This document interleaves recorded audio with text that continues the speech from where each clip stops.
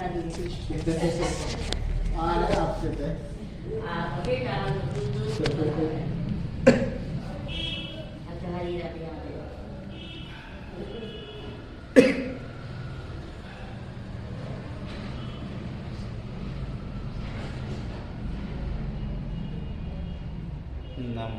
श्री वर्धमानाय निर्दूर कलिलात्मनि सालोकानां प्रलोकानां यद विद्यादर्पणं यद विद्यादर्पणं यद विद्यादर्पणं। नमो अरिहंताय नमो सिद्धाय नमो आयर्याय नमो गच्छायाय नमो लोईशब्दशाय चत्तारि मंगलम हरिहंता सिद्धा मंगलम साहु मंगलम केवि पंडित ब्रह्मो चत्तारि लोग हरिहंता लोग सिद्धा लोग साहु केवली पंडित मुदु चित्तारि शरणं हरिहंते शरणं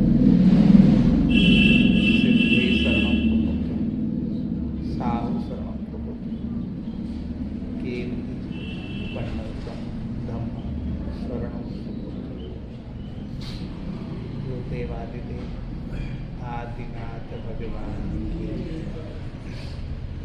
जिन शासन नायक महावीर स्वामी आचार्य गुरु विद्यासागर जी मुनिराज समस्त आचार्य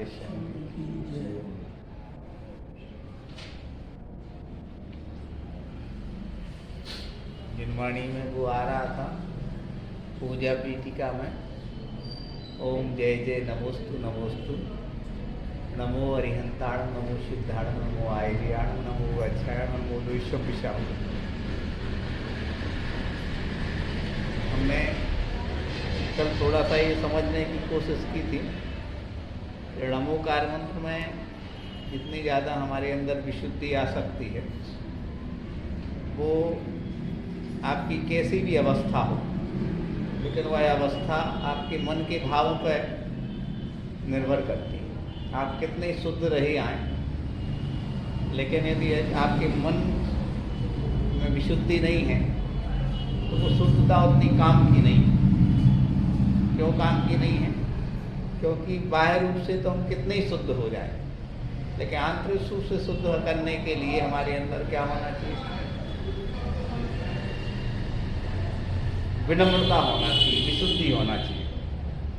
ये बार बार विनम्रता की बात आती है, लेकिन आज हम ये सोच रहे थे कि विनम्रता के लिए विशुद्धि होना बहुत जरूरी है। हमने एक दिन ऐसा कहा था कि जैसे कठोर मिट्टी है, अपन उसको कोई आकार देना चाहें तो नहीं दे सकते, लेकिन जैसे जैसे एक एक बूंद उसमें जल डालें तो अपने आप वो खुल जाएगी तो कोई आकार दे सकते। ऐसे निरंतर 24 घंटे में से अपनी बहुत सारी भावनाएं, ऐसी कोशिश होना चाहिए कि एक आध बार एक आध दृश्य तो ऐसा देख लें जो अंदर तक आपको भिदो, मतलब मत दे। मान लो कोई दृश्य नहीं देख रहा है तो अपने घर से कभी किसी की या अपने सामने कभी किसी की अर्थी उठी हो तो वो दृश्य अपन को दिमाग में ले आना चाहिए। कभी उन क्षणों में आदमी के लिए ऐसा लगता है, यदि अपने अंदर चेतना जागृत है तो लगता है कि संसार वास्तव में एक सपना है।